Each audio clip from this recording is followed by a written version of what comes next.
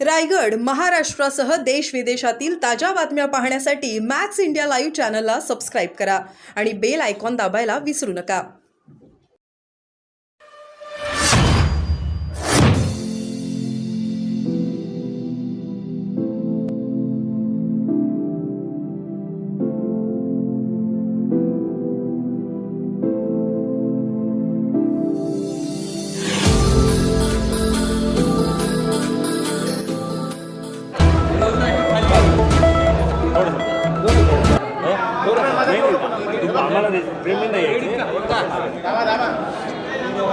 चला silence silence please silence. आता चला हरियाणातल्या निवडणुकीचा काही पॉझिटिव्ह परिणाम आपल्याकडे पाहायला मिळेल भविष्यामध्ये? डेनियल आता तुम्ही हाच प्रश्न जर तिथे काँग्रेस निवडून आली असती तर उलटा विचारला असता। मला वाटतं हरियाणाची निवडणूक संपन्न झाली। आज त्याचे निकाल आपण पाहतोय की हरियाणामध्ये भारतीय जनता पार्टी सर्वात मोठा पक्ष म्हणून आणि सत्ता स्थापनेच्या जवळ जी आहे ती जाऊन म्हणजे 100% सत्ता स्थापन करणार आहे। 50च्या वरती जागा या भारतीय जनता पार्टीच्या तिथे निवडून येणार। याचा अर्थ काय की जिथे सगळ्या लोकांनी सर्वांनी सांगितलं की बाबा हरियाणामध्ये आता काँग्रेसच सत्ता स्थापन करणार आहे। हे का सांगितलं?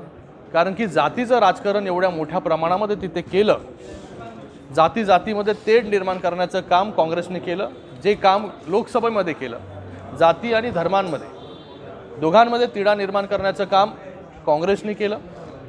त्याचबरोबर फेक नरेटिव्ह, संविधान बचाव, ह्या सगळ्या ज्या आहेत फेक नरेटिव्ह पसरवण्याचं काम लोकसभेमध्ये त्यांनी केलं। माणूस जो आहे एक वेळा खोटा बोलल्यानंतर जो आहे तो भुलू शकतो, सारखं ते पॉसिबल होत नाही। लोकांनी त्यांच्या फेक नरेटिव्हला पूर्णपणे नाकारून दिलं आणि फेक नरेटिव्हचा जो आहे तो आज हार झालेला आहे। आज जिथे राहुल गांधी जातात तिथे फक्त जातीमध्ये द्वेष कसा निर्माण होईल, प्रत्येक जातीमध्ये तेढ कसा निर्माण होईल याच्यासाठी ते काम करतात। तुम्ही बघा त्यांचे सगळे व्हिडिओज बघा, कुठे ते व्हिजिट करतात, काय करतात। फक्त जातीचं समीकरण जे आहे जातीमध्ये तेढ निर्माण करायचा, पोलरायझेशन करायचं आणि धर्मामध्ये तेढ निर्माण करायचा आणि पोलरायझेशन करायचं, एवढंच त्यांनी लोकसभेमध्ये केलं। त्याच्यामुळे काही प्रमाणामध्ये त्यांना यश आलं, पण तिथे सरकार जे आहे ते NDAनी फॉर्म केलं। तिसऱ्यांदा मोदीजी प्रधानमंत्री झाले म्हणजे मोदीजींवरचा विश्वास जो आहे तो अजून दृढ जो आहे तो लोकांचा झाला। म्हणून काही जागा कमी झाल्या असतील यांच्या फेक नरेटिव्हमुळे, पण ते फेक नरेटिव्हमुळे जागा कमी झाल्या। मोदीजींवरचा विश्वास जो आहे तो लोकांचा वाढला, म्हणून तिसऱ्यांदा NDAचं सरकार स्थापन झालं केंद्रामध्ये। आता हरियाणामध्ये जो रिझल्ट आला त्याचा 100% फायदा जो आहे हा महाराष्ट्रामध्ये तर होणारच आहे। कारण की महाराष्ट्रामध्ये देखील गेल्या 2 वर्षांमध्ये जेव्हापासून महायुतीचं सरकार आहे, माननीय मुख्यमंत्री एकनाथजी शिंदे साहेब असतील, उपमुख्यमंत्री देवेंद्रजी असतील, अजितदादा असतील, यांच्या नेतृत्वाखाली गेल्या 2 वर्षामध्ये एवढे निर्णय घेतले, तळागाळापर्यंत जाऊन सरकार पोचलेलं आहे। मुख्यमंत्री माझी लाडकी बहीण असेल, लेक लाडकी असेल, युवा कार्य प्रशिक्षण योजना असेल, शेतकऱ्यांना जे आहे 7.5 HP पर्यंत वीज मोफत असेल, कृषी पंप सोलार असेल, त्याचबरोबर इन्फ्रास्ट्रक्चरची कामं असतील, समृद्धी महामार्ग आहे, MTHL आहे, कोस्टल आहे। महाराष्ट्र जो आहे हा देशामध्ये 1 नंबरचं राज्य आहे इन्फ्रास्ट्रक्चरमध्ये, देशामध्ये 1 नंबरचं राज्य आहे स्टार्टअप्समध्ये, देशामध्ये 1 नंबरचं राज्य आहे FDIमध्ये। ह्या सगळ्या गोष्टी का झाल्या? कारण की राज्याने चांगलं काम जे आहे ते 2 वर्षांमध्ये केले। वेगवेगळे उद्योगधंदे जे आहेत हे महाराष्ट्रामध्ये आले। FDI म्हणजे परदेशी गुंतवणूक जी पूर्ण देशामध्ये सगळ्यात जास्त 52% महाराष्ट्रामध्ये आहे। आज आपण जालनामध्ये आहोत, जालनामध्ये देखील काही इंडस्ट्रीज जे आहेत ते स्टील इंडस्ट्रीजचा आपण पूर्ण मोठा पट्टा जो आहे तो या जालन्यामध्ये आहे। या जालन्यामध्ये नवीन इंडस्ट्रीज उभे राहत आहेत। तर हे सगळे जे सकारात्मक धोरणं आम्ही घेतली, हे धोरणात्मक निर्णय जे घेतले महाराष्ट्रामध्ये आणि मोदीजींवरचा असणारा विश्वास, मोदीजींचं पण सेंट्रली केंद्र आणि राज्य सरकार मिळून काय करू शकतं याचं चांगलं उदाहरण महाराष्ट्रामध्ये आपल्याला दिसतं। जेवढा निधी केंद्राकडून मागितला गेला तेवढा निधी जो आहे हा केंद्राने राज्याला दिला। परवा देखील अमित शहाजी आले होते, त्यांनी शेतकऱ्यांना जो आहे तो 1400 कोटी रुपये अनुदान जे आहे हे देऊन तिथे गेले, देऊन परत गेले। शेतकऱ्यांना अजूनपर्यंत एवढा 12,500 कोटी रुपये जे आहे हे NDRFचे निकष बाजूला टाकून जे आहे हे शेतकऱ्यांच्या अकाउंटमध्ये पैसे दिले। तरी हे सगळी कामं जी केली आहेत याचं एक पॉझिटिव्हिटी आहे. म्हणजे डबल इंजिनचे सरकार कशा प्रकारे काम करू शकतं त्याचं उत्तम उदाहरण महाराष्ट्र आहे.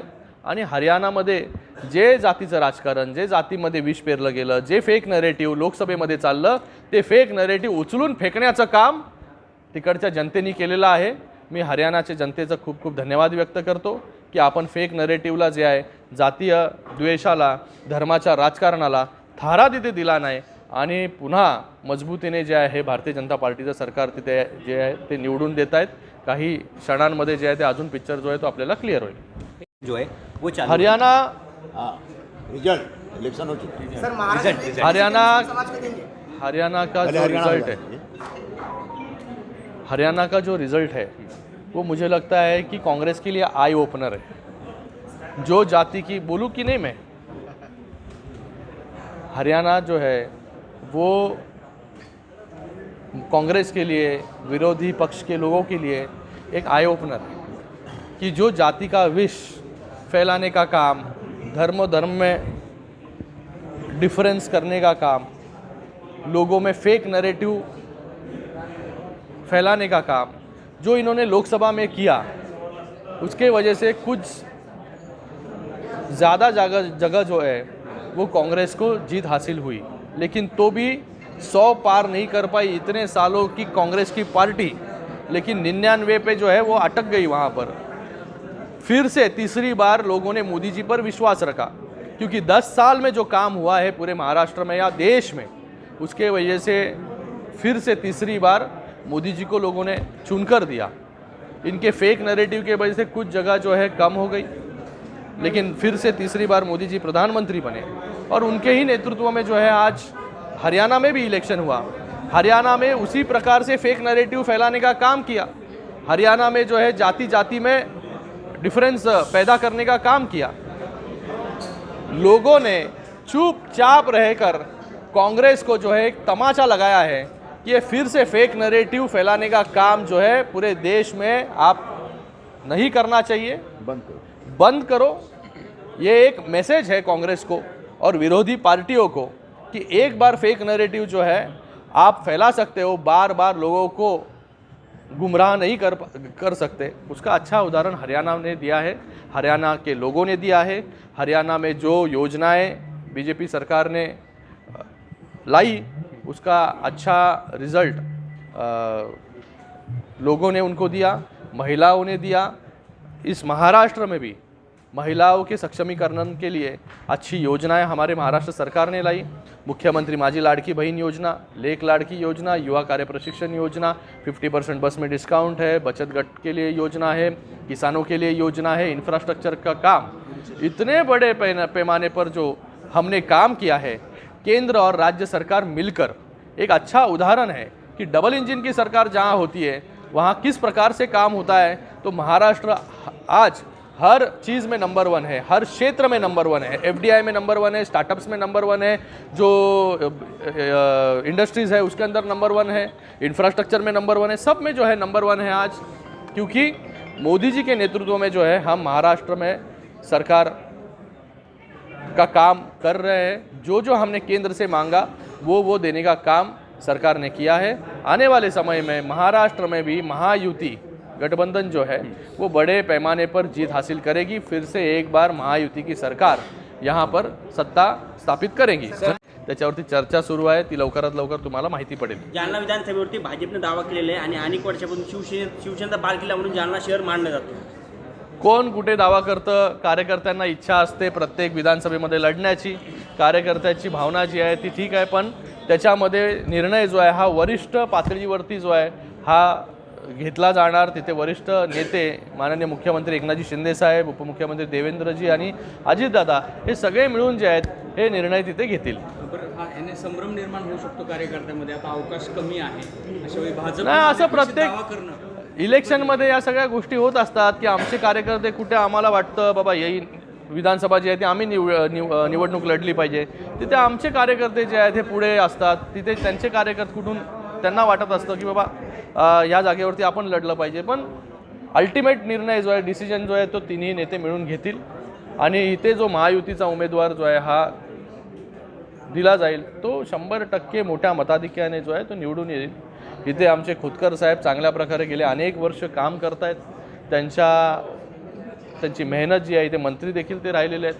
त्यांच्या कार्यकाळामध्ये चांगलं काम देखील या जालनामध्ये उभं राहिलेलं आहे आणि पक्ष संघटना देखील आता त्यांच्या कार्यकाळामध्ये चांगली जी आहे ही होते. आणि त्याचबरोबर वेगवेगळी उद्योगधंदे असतील, मेडिकल कॉलेज असेल, ह्या सगळ्या गोष्टींचा पाठपुरावा जो आहे हा खोतकर साहेबांनी चांगल्या प्रकारे केला आणि ते काम करतायत. आणि तुमचा प्रश्न क्लिअर करण्याचा आणि सांगण्याचा अधिकार मला नाही. मी आज एक कार्यकर्ता म्हणून ते काम करतोय. क्लिअर सांगण्याचा अधिकार जो आहे तो माननीय मुख्यमंत्री महोदयांना आहे आणि बाकी वरिष्ठ नेत्यांना आहे. लवकरात लवकर जे आहे हे जागा कोण कुठल्या जागेवरती लढणार हे तुम्हाला माहिती पडेल. पण तुम्हाला एकच सांगतो, जे काम आम्ही गेल्या 2 वर्षांमध्ये केलं आहे त्याच्याबद्दलची भावना मी आज महाराष्ट्रामध्ये सगळीकडे फिरतोय. उत्तर महाराष्ट्रामध्ये गेलो, पश्चिम महाराष्ट्रामध्ये गेलो, आज इथे विदर्भामध्ये मराठवाड्यामध्ये आलो, मुंबईमध्ये आम्ही जातोय. सगळीकडे लोकांना खूप समाधान आहे की प्रत्येक घटकाला न्याय देण्याचं काम माननीय मुख्यमंत्री महोदयांनी केलेलं आहे. विरोधक ज्या प्रकारे टीका करतात त्या टीकेवरती लक्ष न देता फक्त पॉझिटिव्ह काम, जनतेसाठी कसं काम होईल ते कसं, त्याच्यासाठी जे आहे शिंदेसाहेब झटत राहत आहेत. ते शिंदेसाहेब काम करत आहेत म्हणून लोकांचा विश्वास जो शिंदेसाहेबांवरती वाढलेला आहे. येणाऱ्या काळामध्ये महायुतीचं सरकार मोठ्या मताधिक्याने जे आहे हे महाराष्ट्रामध्ये सत्ता स्थापन करेल. एक हिंदी में